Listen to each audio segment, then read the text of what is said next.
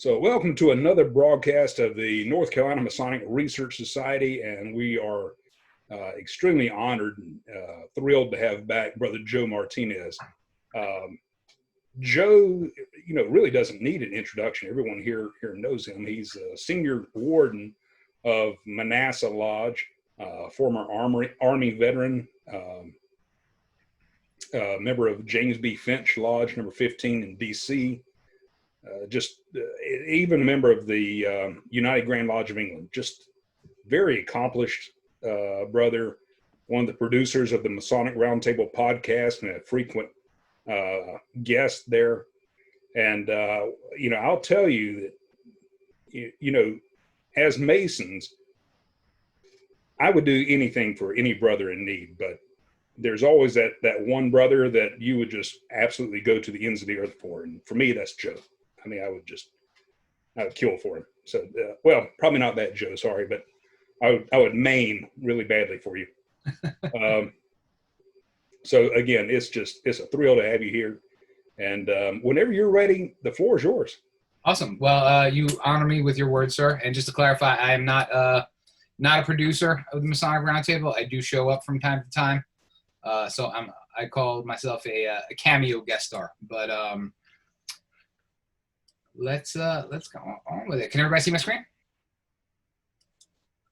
That's awesome. Good. Awesome. Cool. Well, let us get rocking and rolling. So, again, thanks everybody for coming. And tonight we are going to, this is one of my favorite presentations. It's definitely not one of my headiest ones. So, that's a good thing. But,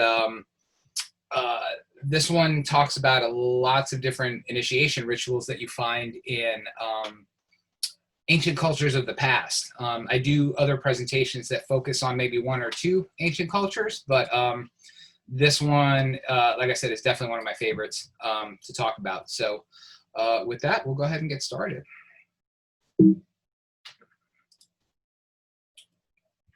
So what we're going to talk about today is a timeline of human civilization and where we fit into the grand scheme of things. We're going to talk about some definitions as they relate to our presentation, and then we're going to get right into some of the written records that we find in some of the ancient cultures of the world. So again, I really tried to focus on documented written records because I know there's a lot of speculation out there, and there's a lot of things that people like to make up, and there's also some things that make for really good books. But again, we're trying to focus on actual written documented records to talk about initiation rituals and practices among all of these different civilizations, and see if we can try and piece together a common thread, or at least some nuances that occur in multiple civilizations across time. So we're going to go all the way back to the land of Sumer, all the way up through the rise of the Roman Empire, and then we're going to see what happened right after the rise and fall of the Roman Empire, and take us all the way to your craft Masonic lodges. So we're going to span the gamut on time, and just to caveat it, some of the opinions you're going to hear tonight are definitely my own. So don't go calling my wife or my pastor and start yelling and hollering and stuff. So, and what that means, what it means to actually have written records of these rituals, what they meant at the time, what they mean for us now, how they translate to things that are important to us today. So with that, let's continue. So I just want to put into perspective the timeline that we're going to talk about. So, for those of you that enjoy science and are not into too much hocus pocus, it's pretty confident. We're pretty confident that the Big Bang occurred about 14 billion years ago. And for about 9 billion years, nothing really happened as it relates to us. Things started to cool and started to clump together and, form specks of dust, which then ignited and formed stars, and those stars exploded, and it, formed the building blocks of everything you see around us. The computers that we sit on, the gold that we wear on our rings, and the atoms inside of our bodies. We are all star stuff. If you ever read Carl Sagan, and he's absolutely right. So about 4.5 billion years ago, our solar system started to form. The sun came into existence, and clumps of stuff started to congeal and form the rocky planets, and then later the gassy planets that we find outside of the asteroid belt. So let's move that timeline up a little bit. So we've been around for, this planet's been around for about 4.5 billion years. About 3.5 billion years ago, we today have found fossil records of the earliest signs of life. It's microbial life, but it's life nevertheless. It could have started a bit earlier, but that's the oldest records that we found.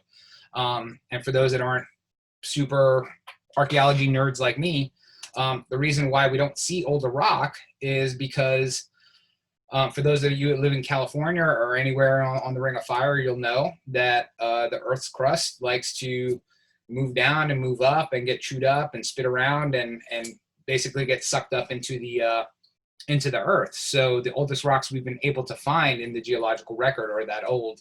So that's where we find the first evidence of life.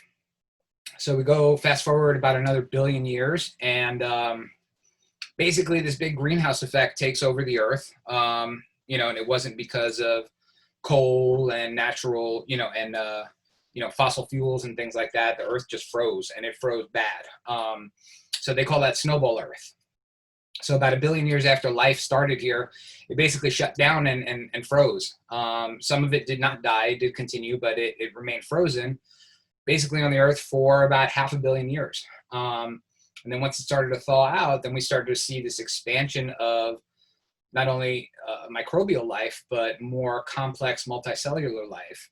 So it's not until about 2 billion years later where we start to have what we would consider today animals. And that's in the Cambrian explosion. So about 500 million years ago, so we had 4 billion years of just volcanoes and frozen earth and just unpleasant stuff, to about 500 million years ago where we start to see life. And it's not until almost a little less than 400 million years ago we start to have the first vertebrates. So the dog that's sitting behind me and my daughter and everybody here. Vertebrates are, things with a backbone and a spine.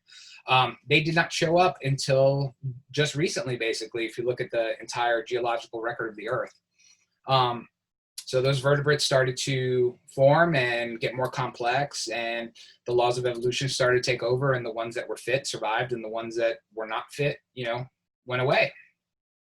About 300 million years ago, that's the last time we see the continent of Pangea. That was when all of the continents and all of the land masses here on the Earth were still one big supercontinent.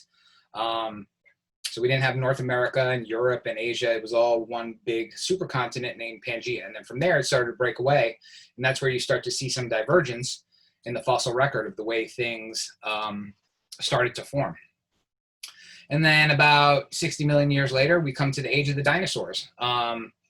In terms of the fossil record, they were way more successful than we were. They lived on this Earth for over 150 million years. We've barely been around for about 200,000 to 250,000. So they definitely kicked our butts in terms of being able to survive. And they had some mass extinctions along the way, and they rose again to prominence a couple of times. And it wasn't until about 65 million years ago where they finally died out. And you can pick the catalyst or the group of catalysts that you're most comfortable with, whether it was a big asteroid or climate change or volcanoes or the change in the Earth's crust, whichever one or combination of them led to their downfall. So after the dinosaurs died, what was left were these tiny, furry little things that were our ancestors. So your first mammals were tiny, very small, furry little creatures that didn't have the chance to blossom during the age of the dinosaurs. So at about 65 million years ago, they got their shot, and thankfully they did, because they eventually gave rise to us. So take another 63 million years off the clock. Again, we're talking about a small, tiny speck of time in the grand calendar there, to when you have the rise of the species Homo. And I'm not even talking about modern man. I'm talking about, Homo erectus and some of the Australopithecus species. So it wasn't until about 2 million years ago we first started to see what we would consider quote unquote modern humans. Now, anatomically modern humans like us, Homo sapiens and Homo neanderthalis, they start to show up a little bit later. But it's about 2 million years ago where we start to poke our head up and actually do something useful. So humans, you know, they like to take their time and to learn their lessons. So I guess it took us about 1 million years until we could finally figure out how to control fire. So yay us. So that was our first technological breakthrough, was the controlled use of fire, not just accidentally finding it and taking it to where we lived, but actually being able to control it and use it and replicate it as necessary. So for about another 1 million years, you know, we were, I guess, playing with fire. We didn't do much else. It's hard to figure out what a lot of our ancient ancestors were doing, because writing didn't exist for the majority of our existence. You know, the written record really doesn't start until, I'm talking about words, you know, until the Neolithic era, or the Stone Age, the newer Stone Age. You do have cave paintings and things like that that go back about 20 or 30 or even 70,000 years. But our first written records really don't start until after the Ice Age ends. So from about 11,000 years ago, 12 or 11,000 years ago, we start to see, after we leave the Ice Age and the Earth starts to warm. And I see Jason on here tonight. He does a fantastic presentation on some of the reasons why the Ice Age might have ended. My daughter Maribel actually does another presentation on flood myths and why there were floods, which could be related to the end of the Ice Age. But it's about that time where we start to actually find evidence of modern civilization. So whether it's in stone artwork or in the use of weaponry, I'm sorry, my laptop just died. Burial rituals, that really is a cornerstone of what we would call civilization, actually burying our dead or having a ceremony and taking care of the remains of our deceased with care and with affection, or with some sort of religious ceremony. To, again, cave paintings that go back almost as far as 70 or 80,000 years old, depending on where you go in the world. So that's what we're talking about when we refer to civilization. So I showed you that really big, long calendar to show you how tiny of a speck we actually take up in that calendar. So it's a really small section of time that we take up, even though we think we're so important and powerful and masters of our destiny in the world. You know, we really don't have much to show for it at the end of the day. You know, definitely when you compare us to the dinosaurs and some other animals that have continued to live on for so many hundreds of millions of years. So, but when we're talking about civilization, we're talking about that time that, again, Homo sapiens, us, first gathered into groups or tribes and began to create towns and villages and spawning ways of life and traditions and characteristics that we would eventually call civilization. So civilization to me is the culture or society or way of life of a discrete group of people. And you got to remember, we weren't large civilizations. You know, I don't care what you see on Ancient Aliens. We weren't these ginormous civilizations that existed, you know, in one or two parts of the world. We were small groups of hunter-gatherers, basically. It wasn't until we started to learn to do things like plant crops and how to raise cows and goats and things like that for their use for food or clothing and things like that, that we started to actually put down roots in a particular area and start to grow into what we would later call towns and cities and true civilizations. So the culture of a society plays a rather unique role in the achievements and the histories and the traditions and their ultimate understanding of the world around them. So an intrinsic part of a major civilization, as we look at it today, and how its traditions informed their future descendants, is the practice and usage of what we today call ritual. So ritual is basically a ceremony that details certain rites or customs which serve various purposes among different cultures. So rituals can take on a myriad of forms and are used for many different and sometimes intertwined purposes. Some cultures use ritual to commemorate specific times of the, Some cultures use rituals to commemorate specific times of the year based on varying interpretations of solar or lunar calendrical dates. Other cultures commemorate these same important dates, but use ritual to celebrate the circumstances around these said dates, such as the harvest or times of plentiful growth.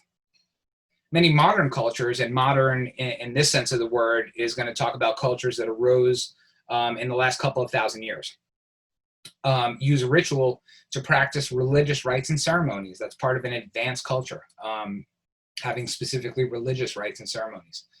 While still other cultures, both ancient and modern, practice rituals that revolve around particular initiatory rites of passage within a smaller segment of the community. And it's this last example that we're going to focus on and delve into more in greater detail. So again, ritual served some basic purposes that we can categorize or put into buckets. It was spiritual, vocational transformation. Many of your priesthoods and ancient religious systems had some sort of initiatory practice around becoming part of that culture. Then you had puberty rites or rites of manhood or womanhood. We still have them today with your bar and your bat mitzvahs, your quinceañeras for folks of Latin persuasion, and rites of manhood. And we'll get into some of those as well. But again, the one that interests me the most is initiation rites into a smaller subset of society. So not of the masses, but for a select few, there are initiation rites. Why did they have those? What were their purpose? And what were they ultimately trying to achieve by essentially segregating their society into, you know, those who were in the club and those who were not in the club? So we're going to talk about rituals all throughout written history. And again, I'm going to focus on initiatic rituals throughout history. Oops. So the timeline that we're going to talk about, we're going to focus on some of these ancient cultures. We're going to focus on the Sumerians, the Egyptians, the Babylonians / Assyrians, the Minoans, the Mycenaeans or Mycenaeans, the Eleusinians, the Mithraeus, the Essenes, and then just a big period that we're going to call the Dark Ages until we come to the rise of the Enlightenment, and where we start to see more things in the written record about initiatic systems. So these are the ones that we're going to focus on, and these are their timelines that they existed. I do want to point out, looking at this timeline, that I don't know if you can see my mouse, but from my personal reading, and those of you can disagree if you know better, and that's lovely. In terms of an unbroken chain of an individual practice, I would have to say that the Eleusinians, for almost about 1,000 years, had an unbroken line of a similar initiatic practice. Even though the Egyptians existed for almost 3,000 years in the dynastic period, and that's the time that we're focusing there on this calendar. You have to chop off the last 300 or 400 years when the Greeks took over and basically rewrote everything. The Babylonians had changed hands so many times between the Babylonians and the Assyrians and the Akkadians. And there was a lot of absorbing of beliefs and things like that. And even the Sumerians, there's very little written record about any initiation rituals. So again, if we were talking about an unbroken line, and it's a shame we don't know more, I would have to say it's the Eleusinians. So we're going to focus first on the Sumerians.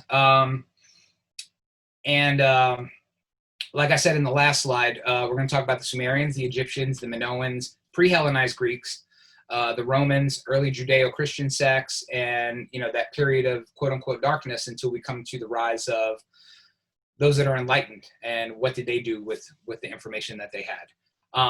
And a lot of these initiatory practices that we're going to talk about in this presentation focus really on the concept of life, death, and rebirth. And some may be similar to things that some folks here are accustomed to, and some may be a bit different, but we're gonna touch on those. And again, as much as we can, focus on those that talk about a ritualistic death, and sometimes a rebirth or a resurrection or a raising, depending on what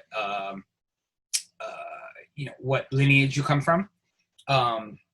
But you will start to see that over this, 6,000 or 7,000 year course of human history, there are some common threads that do start to pop up a little bit.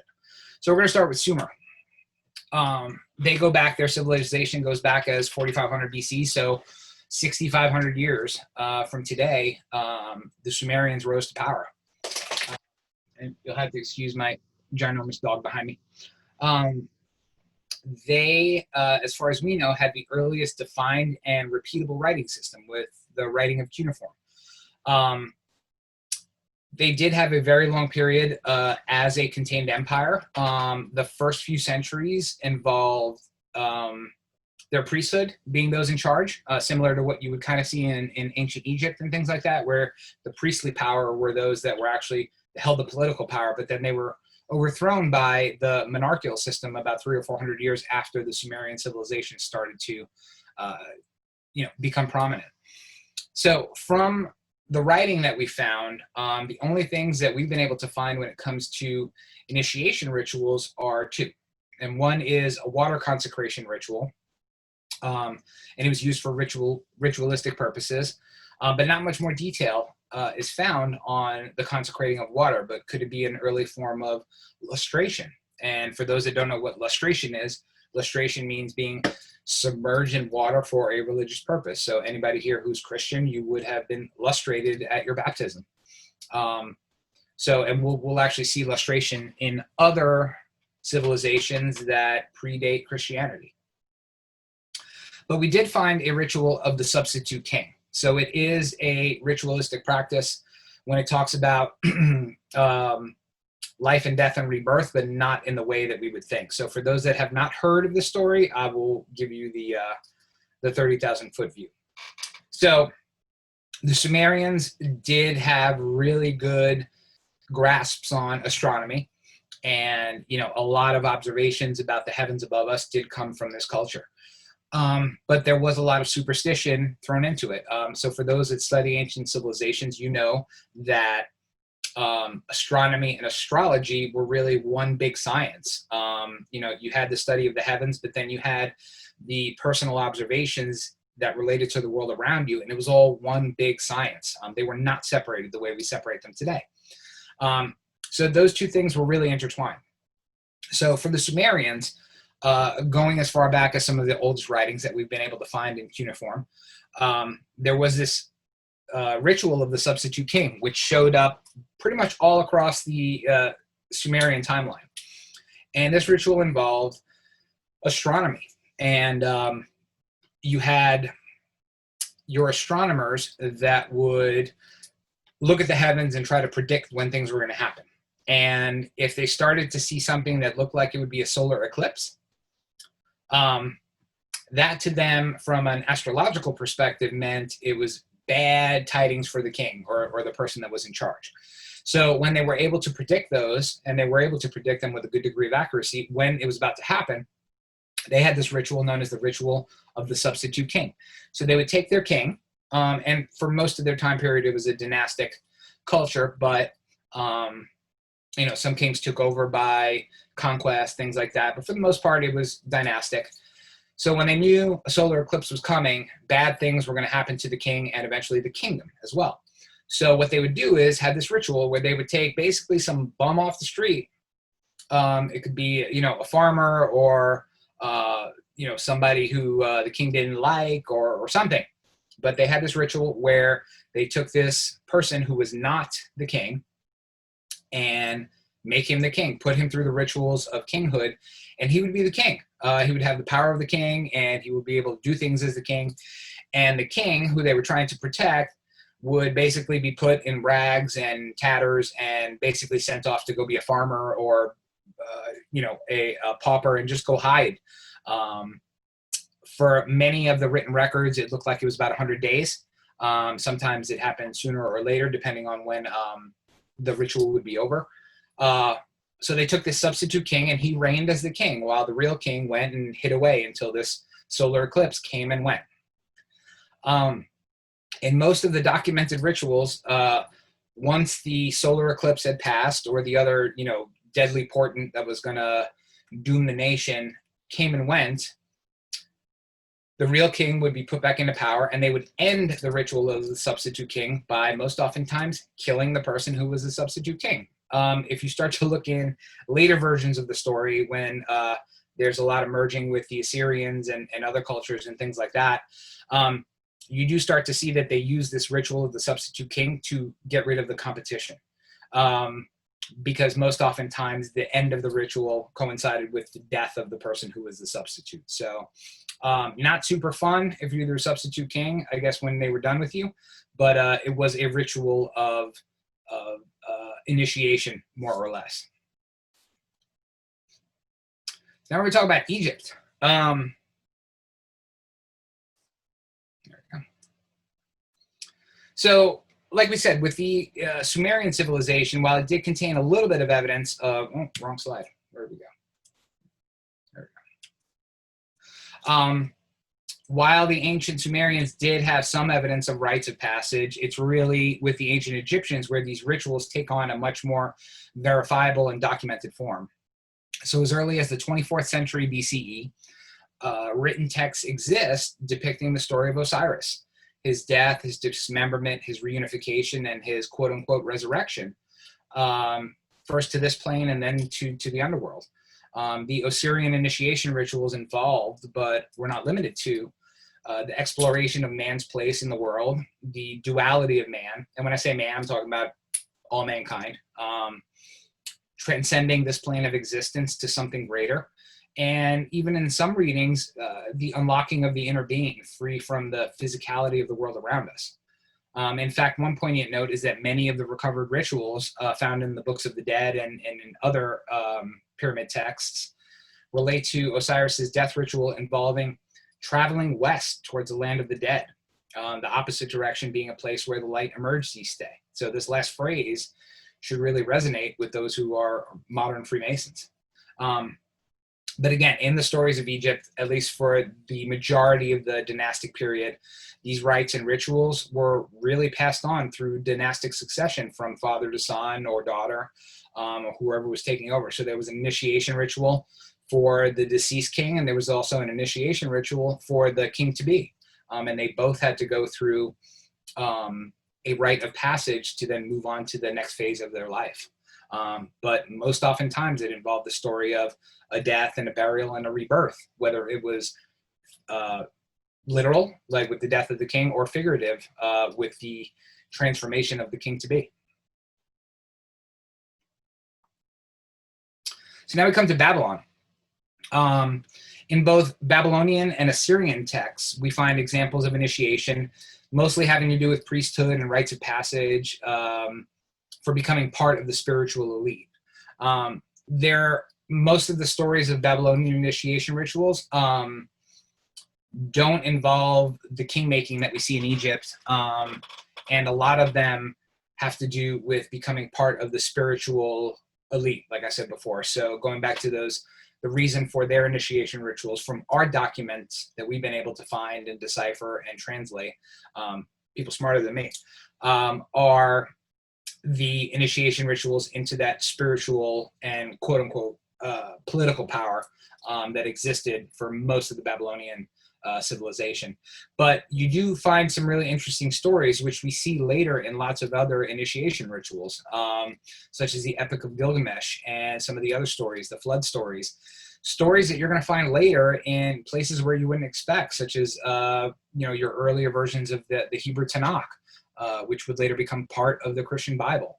So there's a lot of similarities there, and initiatic systems did pull information from these great mythic stories of the past to have said rituals. So we bring them up here because this is where a lot of the stories came from, whether figurative or literal.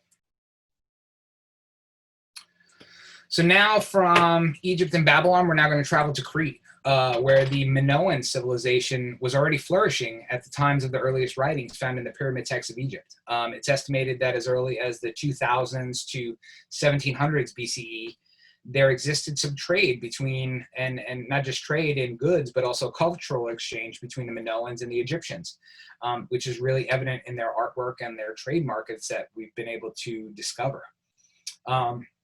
While Minoan advanced culture predated the Egyptians by many years, their records of initiation come from a much later period in time. So written record did not exist as early as it did in Egypt. And unfortunately, a lot of these,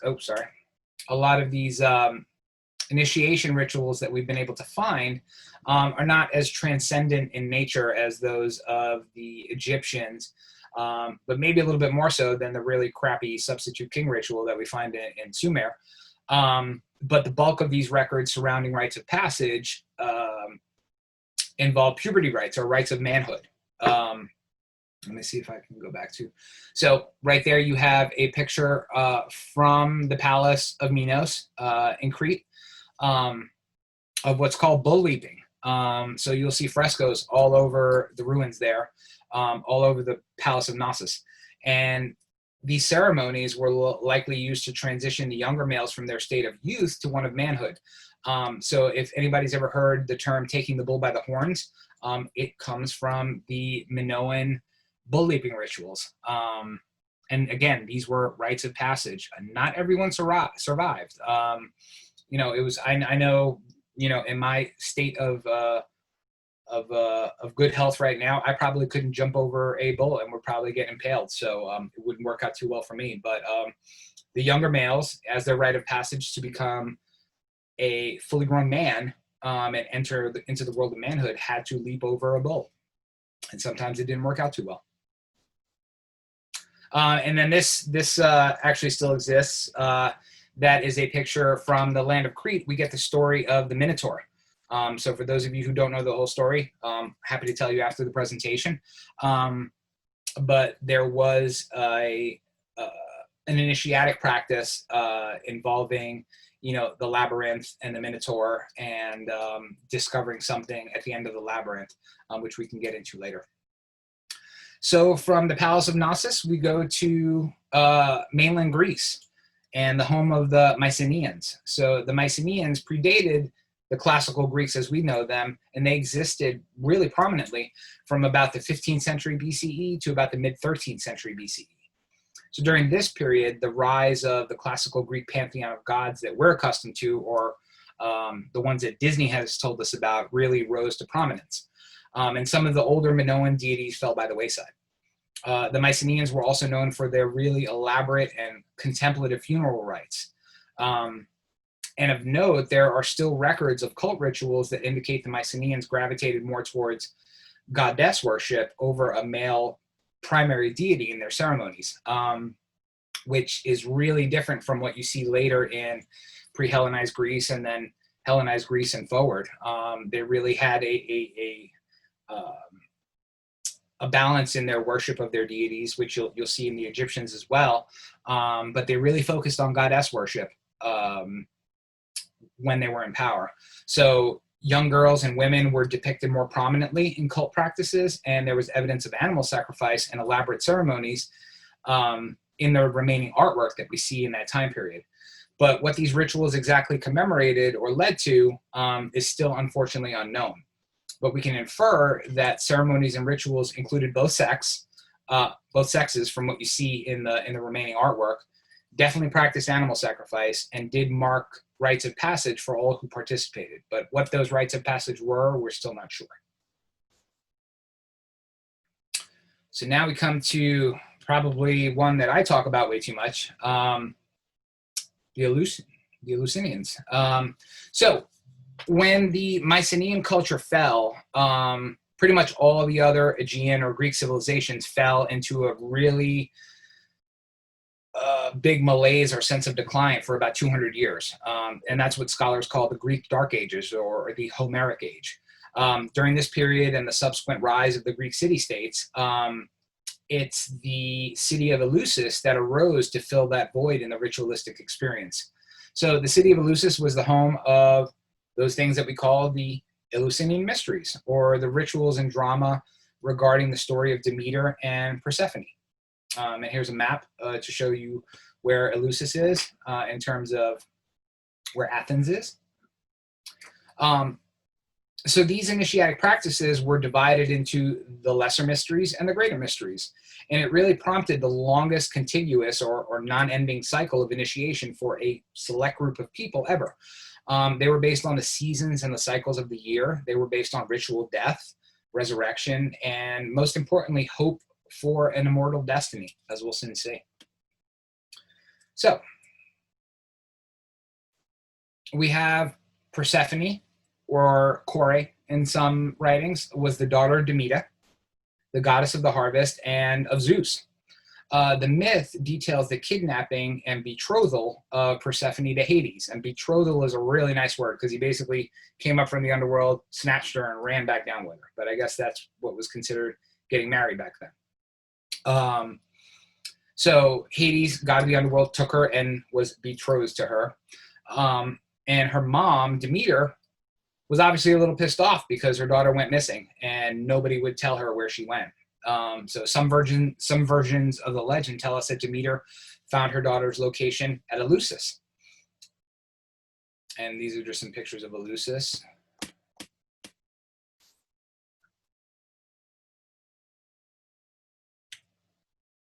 That's the betrothal. I mean, it doesn't look very fun, and they probably didn't have a reception, but that's the betrothal there. So once found, Demeter and Persephone started to make their way out. That's Demeter being very upset. So Demeter and Persephone, Demeter found her daughter and, got Zeus to intervene and said, this is BS. I'm taking my daughter with me. And Hades lets her leave. But as they start to walk out, Persephone is, she's been in the underworld, famished, hasn't had much free time or anything to do. And as they're starting to walk out, she's starving. So what she does is she eats the seeds of a pomegranate, that Hades, luckily had some there because she was so hungry. So in that ancient culture's belief system, if you ate anything in the underworld, you are now bound to the underworld for all time. So Demeter was really pissed off now that Hades tricked her daughter, and so she got Zeus involved again. So they struck a deal between Demeter and Hades and Persephone, where Persephone would spend part of the year on the plane of the living, while spending another part of the year in the underworld with her husband. So they never got a divorce. So from this legend, we get the initiation rites that were associated with the changing of the seasons, the death of nature in winter, its rebirth in the spring, and the time below ground where seeds prepare to spring forth new life.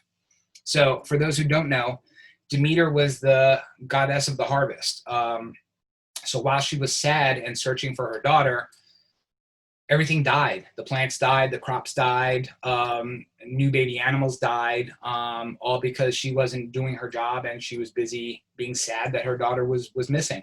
So part of that deal that she struck with Hades was while her daughter was in the land of the living, things would grow and things would bloom, and that's where we got our summers and our springs. But once she had to return with her husband into the underworld, things started to die and wither and not grow, and that's where they got their fall and their winter. So, and this is where we're gonna skip back to these slides. So the lesser mysteries, there were two mysteries. There were lesser mysteries and the greater mysteries, or degrees, if you will. And the lesser mysteries involved ritual purification and preparation for the greater mysteries, which was a purification of both the body and the soul through an experiential journey, basically. One would have to imagine that purification in the physical sense meant divesting oneself from our external distractions, or maybe minerals and metals, take it however you will. And there are quite a few details on the lesser mysteries which describe ritual immersions or illustrations or baptisms. First in the Telesterion at Eleusis, which is, you see right here, that's what the Telesterion looks like today. And then later in the Ilissos River near Athens. So that's that. And then this right here is a artist depiction of what the Telesterion would have looked like when Eleusis was, before it was destroyed by the Roman Empire. So once an initiate underwent the lesser mysteries, they were able to participate in the greater mysteries. So unlike degrees like Freemasonry or other initiatic orders that you may be part of, getting into one did not guarantee your succession to the next round. There were many fewer people who were part and underwent the greater mysteries than those that underwent the lesser mysteries. And then unfortunately, the greater mysteries of Eleusis were not documented at all. Those who completed this initiation rite lived under strict vows of secrecy, much better than we do nowadays, and never divulged what transpired. From the archaeological record, though, we can make some assertions. So the greater mysteries definitely involved a dramatic play, most likely the story of death and rebirth of the world through the tale of Demeter and Persephone. They obviously involved vows of secrecy, as well as a journey that both taught the initiate and made them a participant in the drama. Immersive initiation, especially geared towards teaching initiates the truth about nature and death and rebirth, and also lessons about a higher plane of consciousness, should really be familiar to everyone who participates in things like Masonic initiation or any other orders that you're a member of. So for over 1,000 years, the rites that were held at and near the plains of Eleusis and later through ancient Greece taught and allowed initiates to experience the mysteries and basically shed their fears of the unknown. At least that was their goal. So the ancient mystery school idea from Eleusis really started to flourish and expanded before the birth of the Common Era. But their growth really was quelled and stomped out with the rise of state-sponsored Christianity or Roman Christianity. But there were some small pockets of Gnostic, or dare I say, esoteric thought that did persist for a time. So Eleusis was finally destroyed in 396 CE or AD. But its teachings and forms spread throughout Europe, and some would say back to the Middle East way before that time. So for a time, the cults of Dionysus, the Orphic cults, the Delphic cults, and schools of Pythagoras carried on the spirit of the Eleusinian mysteries through rites of initiation, but probably in a much more diminished capacity than those you found during the rites of Eleusis. Before paganism, which was a later word, these folks that practiced all these initiation rituals did not call themselves pagans. That word did not exist until Roman Christianity. But before paganism was finally purged from the Roman Empire, those teachings were passed on and disseminated to other centers of enlightened thought. So again, before the rise of Romanized Christianity, there were a few sects that promoted some of the teachings associated with wisdom and enlightenment and knowledge and light. You had the cults of Dionysus and the schools of Pythagoras, who, if you're a Freemason, you've definitely heard of them. Then you have the Orphic mysteries and the Delphic mysteries, the mysteries surrounding the tales of Orpheus, which we could talk about after the presentation. The Delphic mysteries, where if you've ever heard the term know thyself, that's where they came from the Oracle of Delphi. And the list goes on and on. So Pythagoras. And little secret here, Pythagoras had girls in his school. Oh my God. And that's Orpheus and his sad story. And that's the Oracle of Delphi. She's no longer there. She's not been there for a while, but there are ruins there. So if you ever go to Greece, I encourage you to go to Delphi. It's actually a really magical place. So as we get more towards the beginning of the Common Era, we start to talk about some other cults. You have the Essenes in Judea and the followers of Mithras in the Central Roman Empire.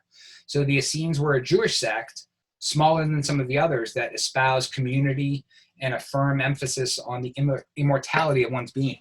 And the Mithraeus focused on the cycle of rebirth and new life as lessons for new candidates, things that we have documented evidence of. Both groups displayed some similarities in rites and rituals, while differing greatly in other respects. The Essenes practiced ritual baptism or lustration as a form of purification, which we've seen earlier in history. The cult of Mithras, before becoming a home for elitism and cultural status in Rome, believed that the slaying of the bull to impart lessons on the vitality and strength and awesome regenerative power of life. That was their goal. So those that you've seen that statue, that's Mithras and the slaying of the bull. This is not a Masonic lodge. That is a Mithraic cult center. And they've actually uncovered some in Rome. And they covered it in glass. So you can actually see what they looked like way back when. This also, not a Masonic lodge. That is a Mithraic cult. And then, sorry for the crappy picture. That is a lustration pit and a scene excavation. Again, these are the Essenes. Talking about Christians, you did have nascent Christian sects, such as those who left us the Dead Sea Scrolls, believed in a more universal aspect to the teachings of Jesus and espoused the interconnectedness in all things, and a true belief in the path of knowledge ending or being available to each and every one of us. These later became known as Gnostic teachings. Gnosticism predated the sponsored version of Christianity enforced in Rome after the 2nd century CE, but it, along with the last vestiges of the mystery schools, such as the Mithraeus and the Judeo-Christian hybrid sects, were abolished at the beginning of the 5th century. So starting from there, we have what we now term the Dark Ages, where any light that was imparted came, for the next 700 to 900 years, really came from only one source, and that was Rome. And that is a picture of the Pantheon, which used to be a pagan temple that celebrated lots of gods, and it actually became one of the largest churches in Rome at the time. So free thought and worldly knowledge were not really accessible through the remnants of the declining empire. So as the Roman Empire started to die, their grip on knowledge and free thought started to wane. But even with the rise of the feudal and the royal systems in Europe and the early Western world, it was a really slow releasing of those reins on free thought. So the rise of modern printing, questioning the established authority, which we start to see during that time, and the explosion of what became modern science transformed the status quo almost overnight. So with this drastic change came a reemergence of the more traditional paths to universal knowledge and self-discovery. And we start to see, after the Dark Ages and after the rise of the feudal systems, we start to see the reemergence, in writing at least, of some of those paths of initiation.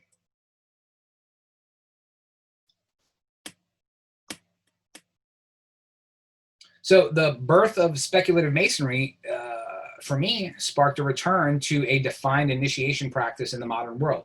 Now, there were some pockets of initiatic practices before, the documented dates of 1717, and masonry did exist before that time in one form or another. But what's important is that, the birth of speculative masonry and any of these other orders that existed around that time espouse the more universal aspects of what was found in those previous generations, as well as requiring a belief in a higher power without specifying a name or a creed, which was really forward thinking back then. People did not think like that. And it's kind of hard to imagine that. Well, maybe not, depending on what part of the country you live in. They required a belief in a higher power, and they didn't care what you called it. I mean, that really was progressive for its time. So as a result, Masonic lodges sprang forth to fill that void of the schools of old. So science, enlightenment, and the resurgence of what I like to call self-actualization to the forefront sparked the migration to the modern society that we now live in today. And all the while, Freemasonry became a home for the teaching and experiencing of a ritual used to teach the lessons of life, death, ritual rebirth, and the promise of something greater tomorrow, through the understanding or the quote unquote gnosis of your own self. So attach any label you choose to what you believe Freemasonry is today. But there really is no doubt that it emerged initially as a source of light, pointing initiates towards a path of introspection and reflection that ultimately teaches and shows someone the true nature of their human existence. So bringing it back to the beginning, what was the point of all this is going through ritual of the past to talk about the ritual of today.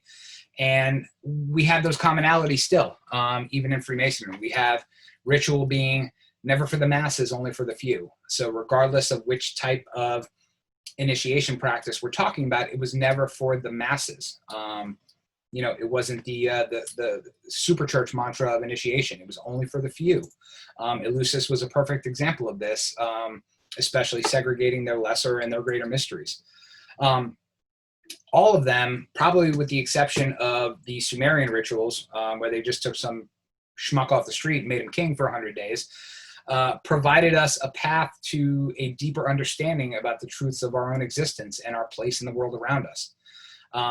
And there were similar themes that traversed all these different locations in time. So was it a common thread, or was it just something inherent in us that's true, that can't be bottled up for too long, and it rises to the surface, sporadically and instantly across different places and times and locations. But from the ones that I did describe, you do see a purification or a divestiture of some type. You do see some of the more popular ones had a ritualistic death, whether figurative or literal, and then some sort of knowledge or gnosis upon that resurrection or rebirth, or at least that was its goal. And I think, that goal still holds true for us today. So that is my presentation. Thank you so much for listening, and be happy to take your questions. Well, Joe, that was fantastic. And brothers, if anybody has any questions, please feel free to unmute yourself and ask.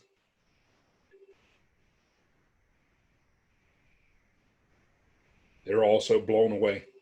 Or sleeping. No, it's fantastic, Joe. I mean, one observation, I've said it many times, I think you've heard me say it, is, if you have an ancient culture who, only the priesthood or the royalty were even literate, the best way to pass on that knowledge is through rituals and stories and allegories. And they kind of evolve, but I mean, they're carrying on those same principles and concepts and imparting that wisdom. Well, I think, that speaks true for lots of things. I mean, look at how fast Christianity spread in the 1st and 2nd centuries. All of those people were illiterate. They did not know how to read. They did not know how to write. But what they could do is sit down and listen to stories. And being imparted those stories and then sharing those stories is one of the reasons why Christianity, as a religion, spread so quickly. Not from people handwriting the Bible and passing it to their buddy at work. They would sit down and listen to stories and absorb those stories and make them part of their own life, and then pass it on to, their wife or their daughter or their son-in-law. And then that's how it spread so quickly. But I think initiation does that in a much more concise way. It's really, at the end of the day, it's a one-to-one transmission. And I think that was always its goal. So I think that's something that really gets overlooked, as really the definition of initiation is something that is transformative. You're never the same after that. So you can never be uninitiated from anything. Take Masonry, for example. If you were to demit from Masonry or, God forbid, be expelled or something like that, you can never be uninitiated. It's there. You just don't get to go to the green bean dinners anymore, which is, will be a shame. But yeah, that brings up kind of a hot button topic that I've brought up delicately a couple of times, is that, we have a lot of Masons, and this does not apply to anyone on here or on Facebook. But there are some brothers who have taken offense when I've said this, but we have brothers in Masonry who were really never initiated. They went through the degrees, they went through the rituals, but they were never initiated. Oh, I wholeheartedly agree with that. And you get the adage of, and I don't want to get on a soapbox here, but you hear the adage that you get from Masonry what you put into it, and that there's different Masonry for different types of people. But at its core, there's got to be something that separates Freemasonry from the Moose Lodge or the Elks Lodge or the VFW or the Kiwanis Club or the Knights of Columbus. There's something that separates it. And the only thing I can think of is a defined initiatic ritual, whether it's done really well and transformative or it's done really crappy. You have that ritual. But how you choose to impart that and how you choose to absorb that, I think is up to each person. And I think that's why we have a rainbow spectrum of different types of Freemasons as a result. Okay. So does anyone have any questions for Joe? You've had a few moments to kind of ponder that. And if anybody has any questions on Facebook, please just type them into the comments. I'll be happy to. I don't have a question. I'd just like to say thank you. Found it very, very nicely put out, and the timeline especially, so you can follow a timeline. I've studied these subjects, but it was a nice way to put it. And as far as how it affects, we've talked about this before. I mean, my first degree changed my life, but it doesn't affect everybody the same way. And a lot of these topics we talk about, I talk about in different areas too. You know, why did it affect me? And then the next guy, maybe not as much so. When it was done just as well. Don't know. Well, I again, really enjoyed it. well, and thank you so much, Brother Robert, for saying that. I mean, I think to me it's really what, and this is rhetorical. I'm not looking for an answer from anybody, but it's really, you know, what brings you to knock on that door? Is it really that curiosity, or my dad did it, or my grandfather was one, or I read a Dan Brown book and I don't know what the hell's going on? You know, it could be a bunch of different reasons, but I think once you get to that door, it's really, unfortunately, it's up to that lodge that you walk up to that determines what type of Masonic experience you're going to have. You know, if you're going to, you know, a Green Beans and Minutes lodge, that's the type of masonry you're going to see until you start to, and this is, I tell everybody this, probably ad nauseum, is I don't care if your lodge is the best lodge in the world, get in your car and go travel and go somewhere else and experience masonry a little bit differently, because I guarantee you, you're missing something, and there are little nuggets of magic no matter where you go. But just to, you know, I know guys that are part of my home lodge that's the only lodge they've been to for 35 years. The food's not that good. I promise you that. It's not. It's kind of crappy, but I digress. But that's all they know. And going back to the whole purpose of the presentation, you know, if you're not going to open your mind, then the only one who's going to have that detriment is you. I fully agree with you. I've seen ritual work in Missouri where I live now, in Delaware where I used to live, in Maryland when I visited.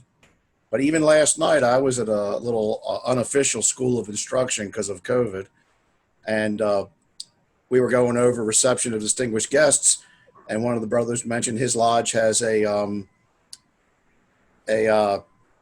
don't know what the right word for it is, a renewal and remembrance, where they all form on the floor and read the names of the brothers that have passed. It's the same temple I go to. For 10 years, I didn't even know it.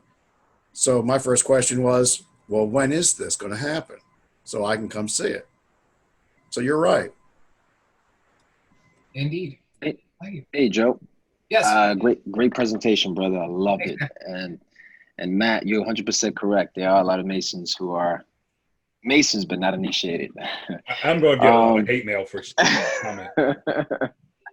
And to Joe's point, you are right, Joe. And, you know, ever since I became a Mason, I have never traveled as much as I ever been. I've traveled to many places, and it's the best. And you are 100% correct. Travel. But Joe, I have a question for you. I don't know if you heard about this. You know, back then the initiations in Egypt were very they're really brutal, right? And I don't know if you heard this story, but the priest, what they would do is they would take the candidate and put him in they make this candidate goes into a tunnel, and the priest would put his head and he will watch the candidate, right, as he's crawling. And what the priest wouldn't tell the initiate or candidate is that there's alligators in there. But what he wouldn't tell the candidate is that the alligators are already fed. And if he passes through those alligators, then he will kind of pass into the next stage. I don't know if you heard of this before. In fact, it's funny you mention that. So in my presentation, I focused on the king-making rituals, because those are one of my faves. And for those that went to Chicago or went to Robert Johnson's Masonicon, I talked about the Osirian myths in really big detail, because those to me talked about those lessons, right? Those lessons of life, of death, and then rebirth, which I think are central, or should be central to our Masonic story. But yeah, I've actually, and you know what's funny, where I read that was in, I think it was one of Manly P. Hall's books, where he talks about some of the little sideways initiation rituals. And God bless Brother Manly, I love him. He did do some goofy stuff, but you know, he was a beautiful writer. But yeah, I focus mostly on the king making, and that's a two-part initiation, right? Because you had the deceased king, who was being initiated, quote unquote, to travel to the underworld. And then you had the king to be, who was going through the initiation rites of, and you know, I'm spoiling my next presentation, but you got to really understand that for the Egyptian dynastic period, they really considered their king or their queen to be a god personified on earth. It wasn't just, oh, he's a king, or it's like Queen Elizabeth. They actually went through a process of apotheosis or god making, and that is an initiatic rite in and of itself. And that to me is one of my favorites, because, you know, if we're going through a process to give us a greater understanding of that divinity, what better example is it than that? That's very true. Off my soapbox. Thanks, Hey, Joe. Joe. Appreciate it. Hello. Hey, I wanted to thank you for the wonderful presentation and opening our minds. And I love this, how you tied all the common themes of the initiation. One theme I wanted you to maybe talk about is silence. We have so much noise in the world today. Can you talk a little bit about the different themes of silence throughout these initiation? Yeah, absolutely. And yeah, thank you for the question. I think that maybe I understated it a little bit, but everything we've gotten about the Eleusinian mysteries, for example, most of it is conjecture, and most of it is second or third hand stories, right? Those who went through the mysteries didn't say anything to anybody. I mean, you know, we talk about, secrets in masonry and things like that. We suck at it compared to them, because for almost 1,000 years, nobody talked about it. And even though you knew people like Pythagoras or, Plutarch or, any famous Greek person that you want to talk about that made that trek and went through the process, they did not talk about anything. So they valued the concept of secrecy for a couple of reasons, I think. Number one, to retain the quote unquote magic of the process of initiation, right? Because again, it's never for the masses. Unless you're going through Scottish Rite degrees via PowerPoint or via Zoom, as some of you will soon.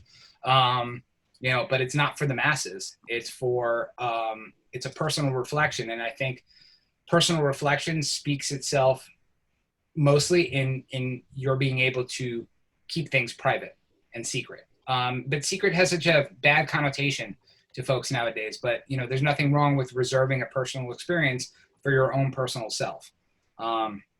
And I think that makes it more magical and more meaningful. But again, like I said, the Eleusinians, they were amazing at it. Nobody wrote about it. Nobody talked about it. The only things we have are some pots and some pottery that people made that probably didn't go through the mysteries. But that's all we have to work with. So, a lot of conjecture comes from that. But I think it's part of the process to learn what to keep valuable. And the way to keep it the most valuable is to keep it close to your own heart. Thanks, Joe, for the presentation. I really enjoyed it. Thank you. I appreciate that you went back. I like focusing on the mystery schools. I bought a small token. I'm not sure if it was a coin press or a token a while back. And it had the square and compass and the hammer in the middle. And I always thought that was interesting on the graves and such, and said, well, I wanted to research that. And I wish it would have gone back further, but it was showing how they were the mechanics and how they all took the different symbols and used them later on to form their own, sometimes political groups, to put it lightly, of how they felt. So I really like reflecting back of as much as we can to the origins. I know there's a few mystery schools out there, but most of the other ones now are kind of gone or claiming to be like, and you get kind of in the muck sometimes, I'm afraid. Well, I think a lot of them are in the muck, and I'm part of some of them, so I'll leave that at that. But I mean, to your point, you bring up a great example. The square and compass and the hammer, that's actually not, that was another organization, right? That a lot of people were like, oh, that's Masonic, but in fact, it's not. Right. And but to your point, I think that with the resurgence of, us getting out of that, and I keep going back to it, us getting out of the Dark Ages, basically, when we came to the Age of Enlightenment, or even the Renaissance, it's where that people were scrambling to basically pick up on 1,000 years of things that were lost.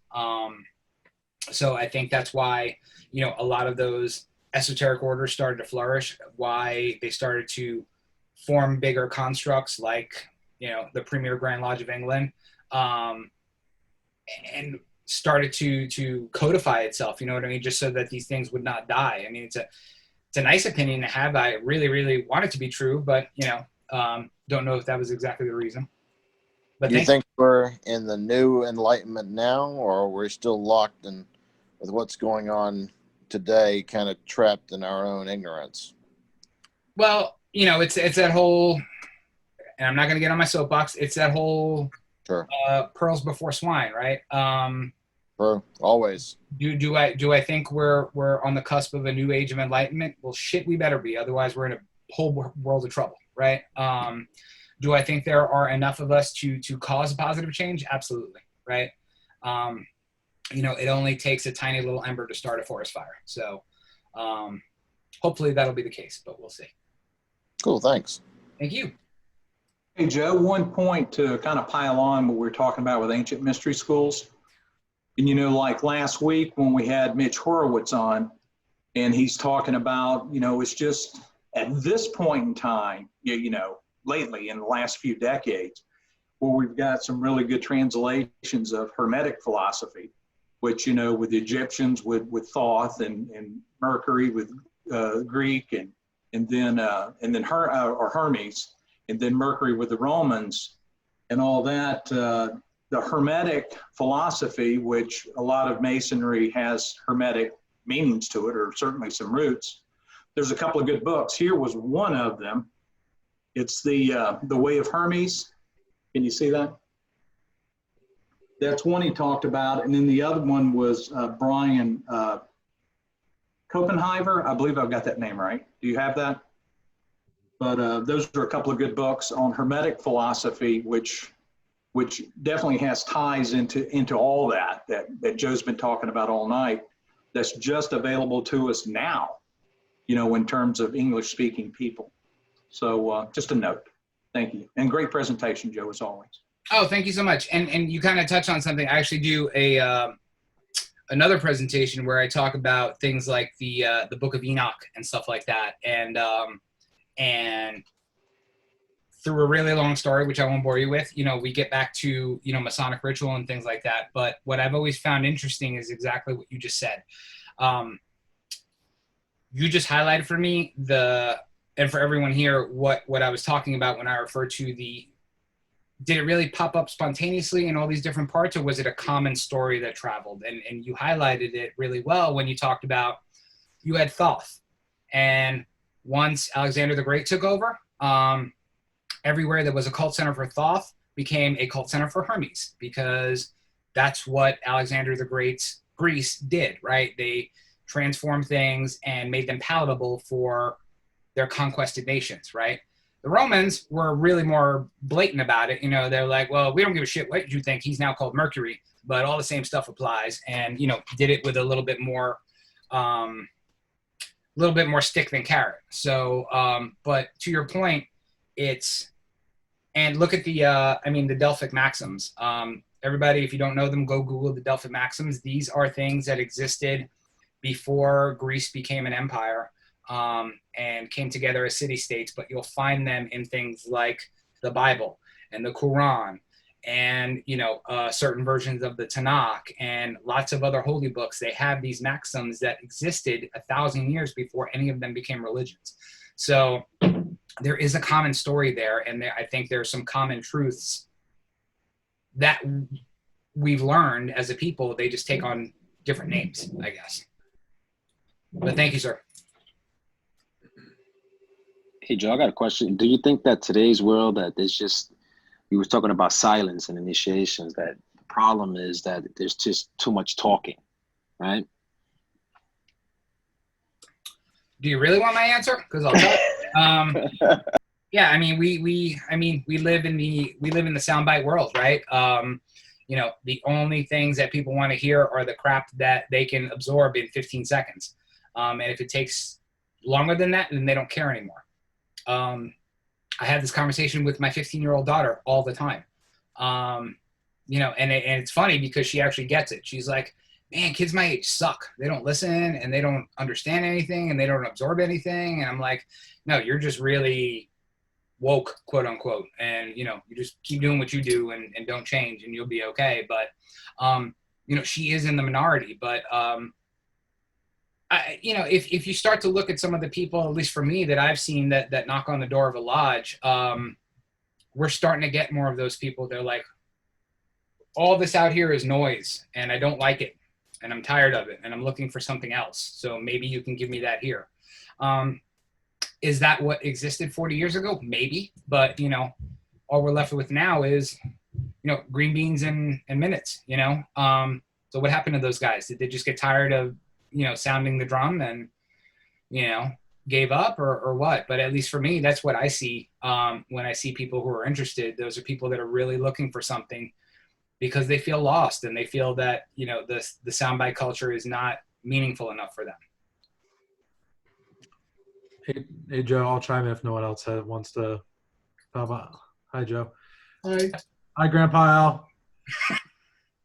The right worshipful sexiness himself. How are you? Grandpa Al. I'm calling him that forever. He is. Grandpa Al with the glasses. Love it. Actually, I just want, before I get to you, Joe, I want to comment real quick. Go back to Matt's controversial statement earlier at the in this Q&A round, just because I think it's important, because it's nuanced, but it's important, right?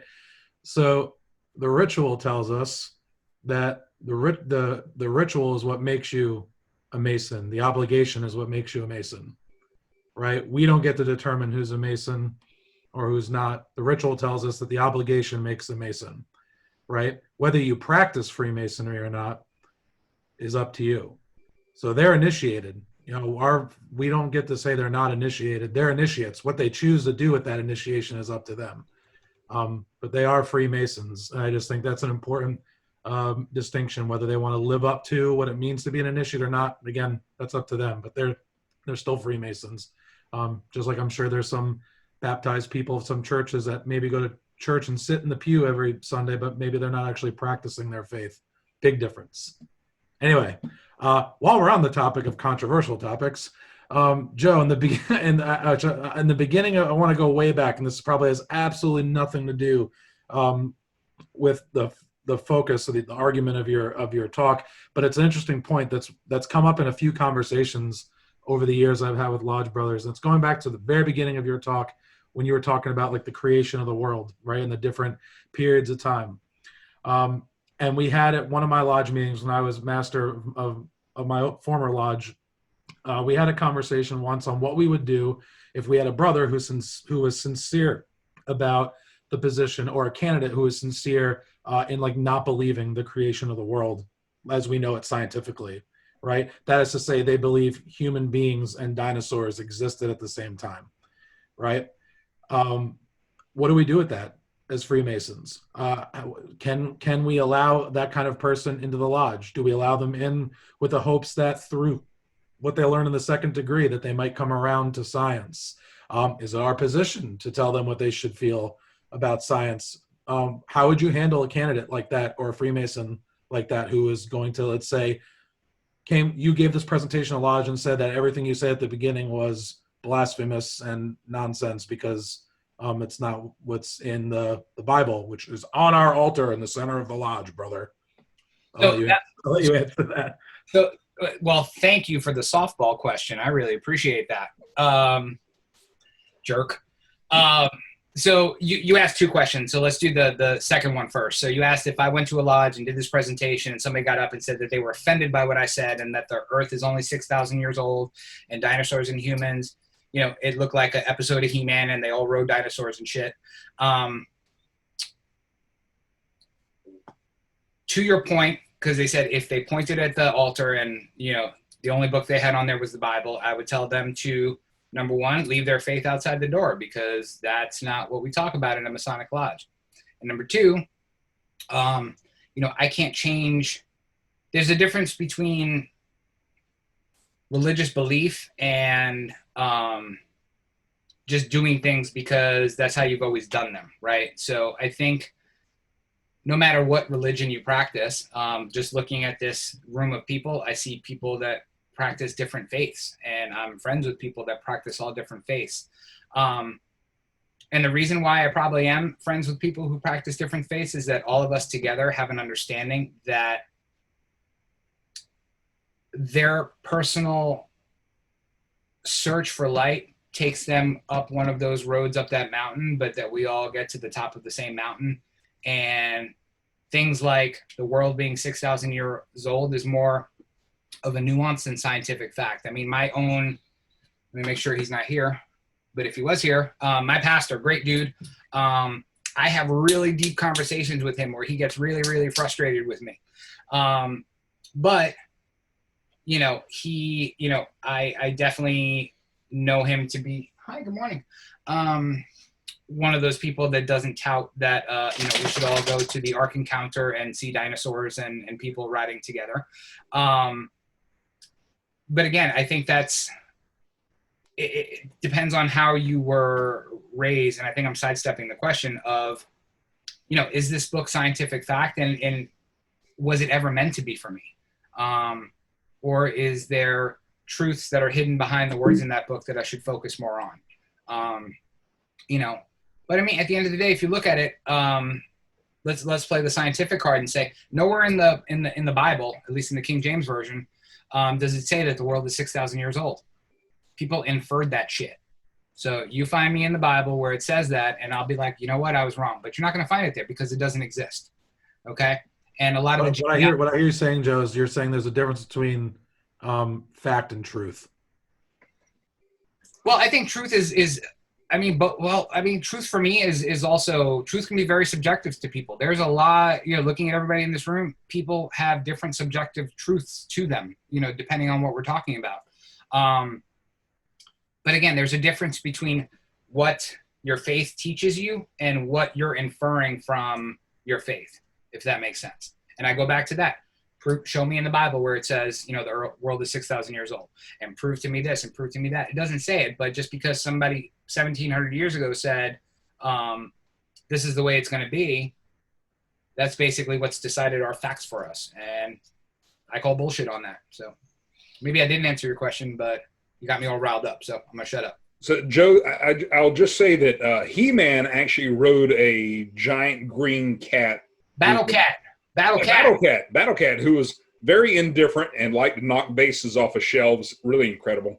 And by the way, there is a horse in the room behind you. That is Athena, my Great Dane. Yes. Now that I'm going to go look at Facebook since Andre's got me all charged up. I'm going to go punch somebody now. So Brother Stephen had a question. I don't know if you saw this one, Matt. He asked about the pomegranate seeds. No, I missed that. Okay. Is that Stephen O'Donnell? Yes. Oh, so there are different, Brother Stephen, there are different versions of that story. Some have 3 pomegranate seeds. Some have 6 pomegranate seeds. And they all have their own inherent, quote unquote, esoteric meaning. The one you're alluding to, the 3 pomegranate seeds, does talk about the death of everything in winter. There are some that talk about 6 pomegranate seeds to include both fall and winter. But thank you for asking that so we could get off of Andre's heady stuff. I found a simple way to answer for the dinosaur question. Please. All right. I have 2. If you want to go biblically, they described Leviathan. That could work. The other one is my favorite, is think of like knights sat around the tables and they loved bragging about defeating beasts that no one ever saw. But I find it fascinating that our imaginations are very good, but we have to have something to build off of the imagination. We just can't pull it out of the wind. We're not that good. So a giant flying lizard may or may not breathe fire unless you're an Asian and have a giant snake. I have no problem thinking that at the time, even though the great destruction after the comet and the intimate automatic freeze because they find the animals with food still in their bellies and freeze frozen, that there certainly could be the possibility of a flying pterodactyl or the type, because these guys said, well, I fought something that was bigger than me, a giant lizard. That's an interesting choice. Flight would be an interesting choice since man dreams of flight until they invented airplanes. So There's nothing wrong with that. To me, if you wanted to go that concept and say, well, there was something that we saw, but we turned it into something bigger. But you have to start with something. That's my It's thought. all aliens. It's all aliens, right, Joe? Well, So a wheel within a wheel's in the Bible. Yeah, they saw the aliens and then they made it something they could relate to. Wheel within a wheel's in the Bible. That's in Jacob. Ancient alien enthusiasts say yes. Well, I mean, Al was there, so he would know. Thanks a lot, Andre. I love you too, man. I love this Grandpa Al thing. I'm calling him that forever. Anyway, Oh, just God. my 2 cents. That's just my 2 cents.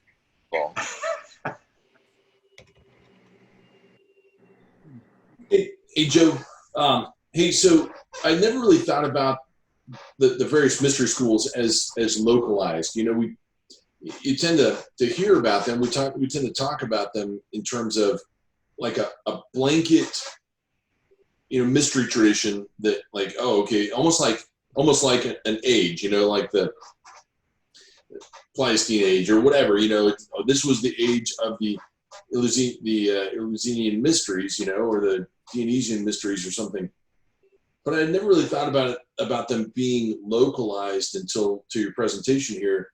And it's neat that you threw the town of, the little city of the Greek city center of Eleusis on a map. It just it made it all of a sudden, it was clear to see that the Eleusinian mysteries were probably the local, that was the local school, that was the local religion, and then I wonder if every city that size throughout Greece and literally throughout the Mediterranean, had their own homebrew, their own tradition, and if so, because they probably did, I wonder why so few, why did the top 10 or the top 12 survive? Thanks, Andre. I see what you're doing there. But why did these survive, even though we know very little about some of these? And what happened to the maybe, 1,000 other flavors of mystery traditions? Why do we just, I wonder, I mean, it's not really a question that maybe anybody can answer, but it makes you wonder what happened to all of those when we only talk about the Delphic mysteries and the Dionysian mysteries, and there had to have been more. And I wonder if they were just localized. Maybe some took on more of a regional. If they were cooler than kind of like talking about lodges that might have something a little bit cooler than what we're doing.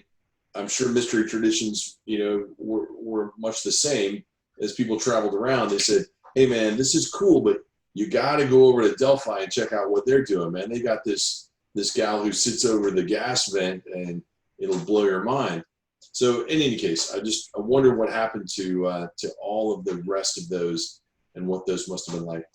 So to your point, the reason why I put the map of Eleusis in Athens and stuff, because you got to remember is Greece was not one big nation, right? It was all these little city-states that acted independently, and they got together when the shit was going to hit the fan, right? Like when the Persians were coming to invade, that's when they were like, all right, we're going to get together, and I'm calling Matt and I'm calling Andre, and they're bringing up their boys from North Carolina, and then we're going to go thump somebody. But it was really a loose collection of city-states that organized for various purposes.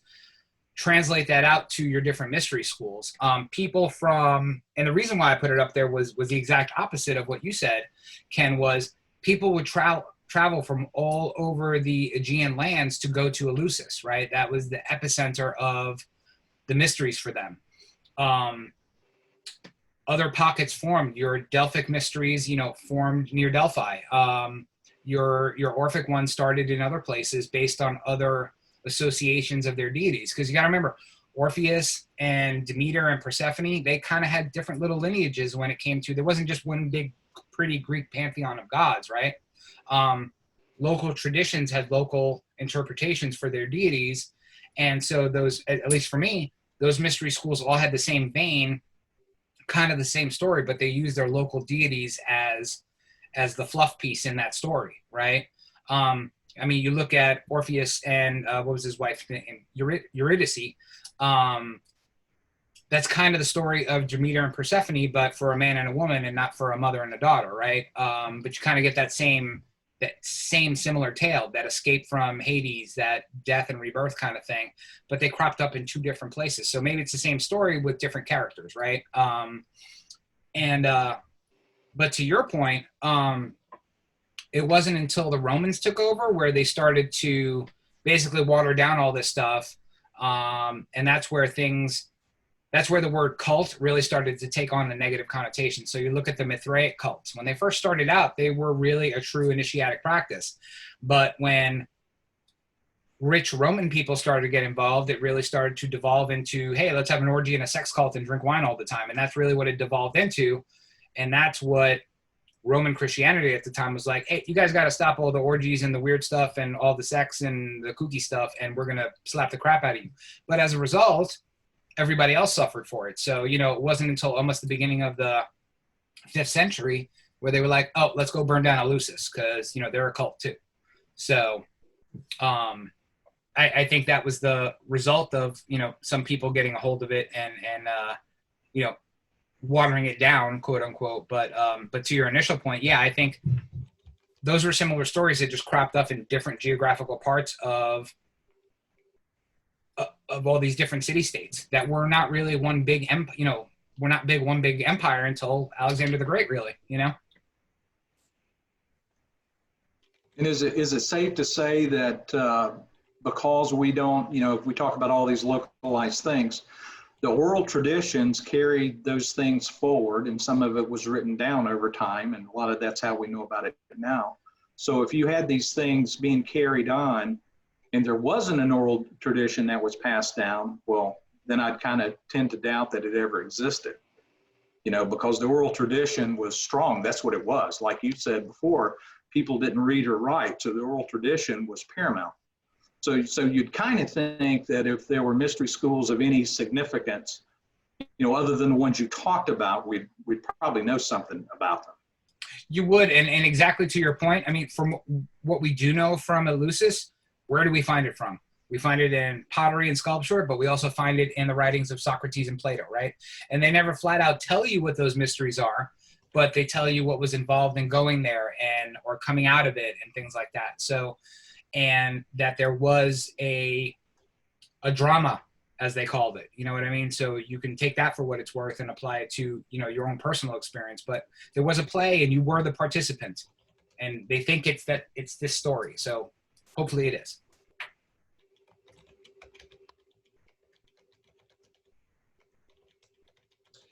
Hey, Joe. Hey, so in some lodges here in North Carolina,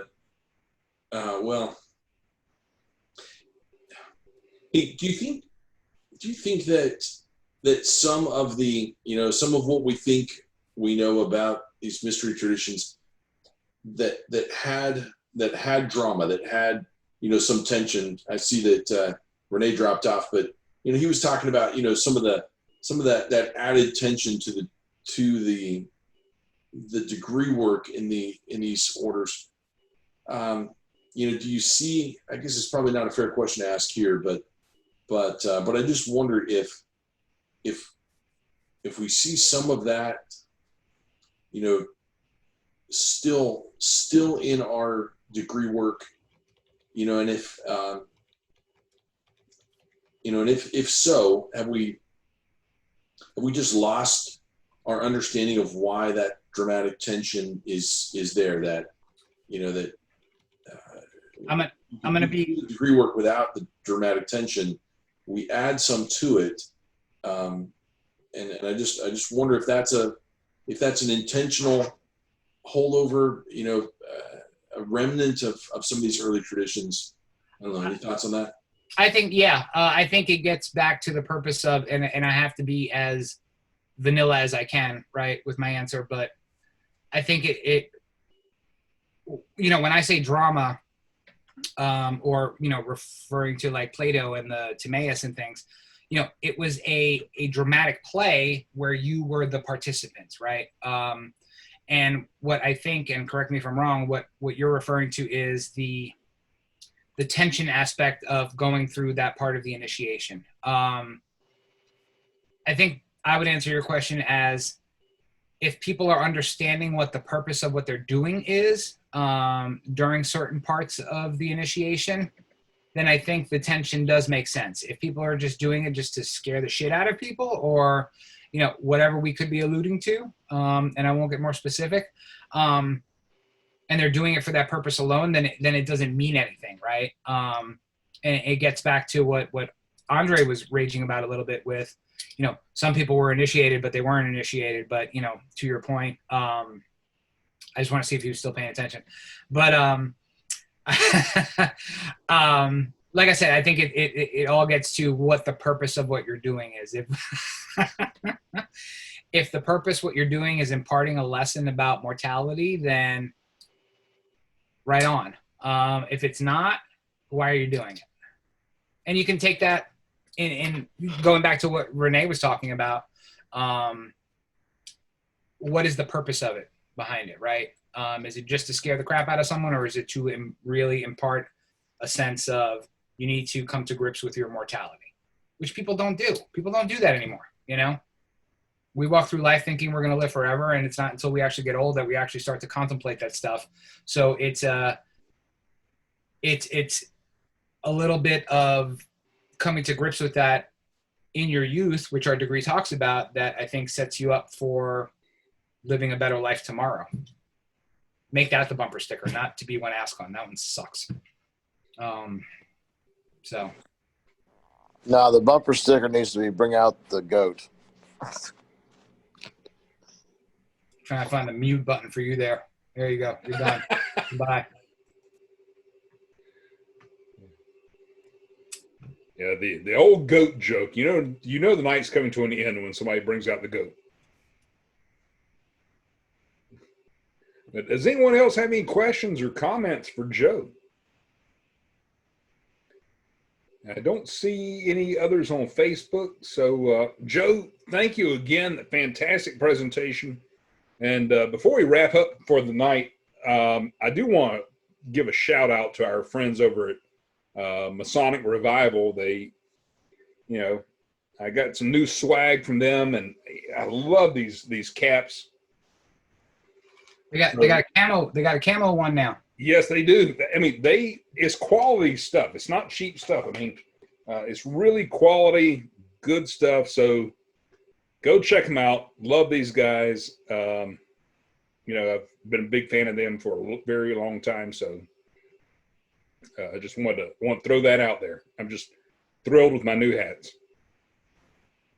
So, all right. Well, brothers, thank you for joining us tonight. Thank you, Joe. Thank you again for that outstanding presentation. I think the discussion was great afterwards.